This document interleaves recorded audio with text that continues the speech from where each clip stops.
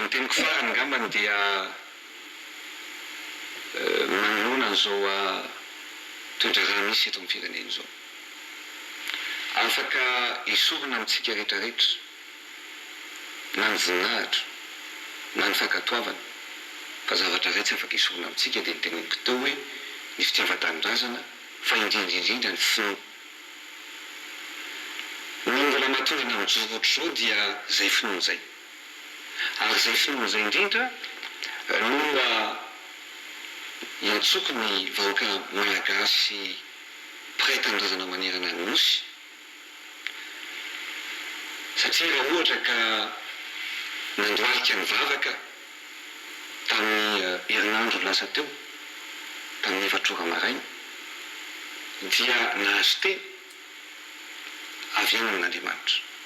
Izy moa dia tiako no milaza amin'ny vahoaka malagasy fa ny tenako dia tsy manana finoana hafa fa ny finoanan'Andriamanitra sy Jesosy Kristy ihany.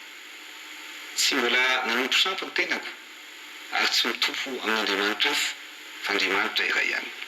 Ka manoloana an'izay indrindra dia nahazo an'ity teny ity rehefa mivavaka, milaza ny olana rehetrarehetra izay misy eto amin'ny firenena. Dia tao amin'ny Joely 2:2, 5:12,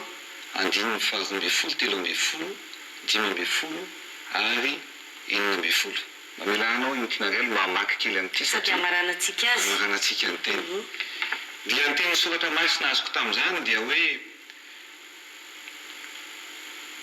koa na dia ankehitriny aza hoy Jehova, miverena amiko amin'ny fonareo rehetra ary amin'ny fifadikanana sy ny fitonaniana ary ny fitarinana.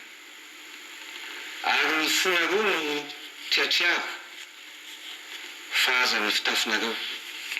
Ary miverena amin'ny Jehova Andriamanitrareo fa mamindra fo sy miantra izy, maro-po sady be famindram-po ary maninona amin'ny loza izy.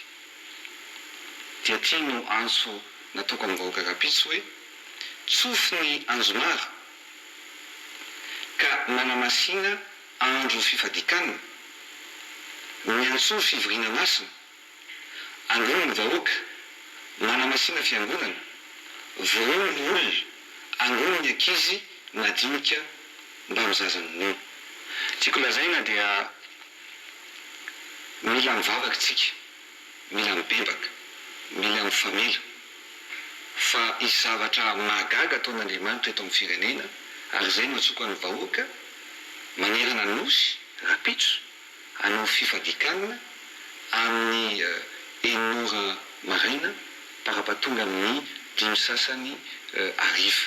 Isy ny fivavahana zany ataon'ny olona rehetra izay tsy afaka ny atokantrano rehetrarehetrany, fa eto Ambotsoroatra, ato amin'ny zaridainana Ambotsoroatra lehibe dia misy ny fiara-mivavaka ho an'ny firenena, fa tsy ho an'ny filoha an-tetezamita, ho an'ny firenena ho ataontsika rehetrarehetra.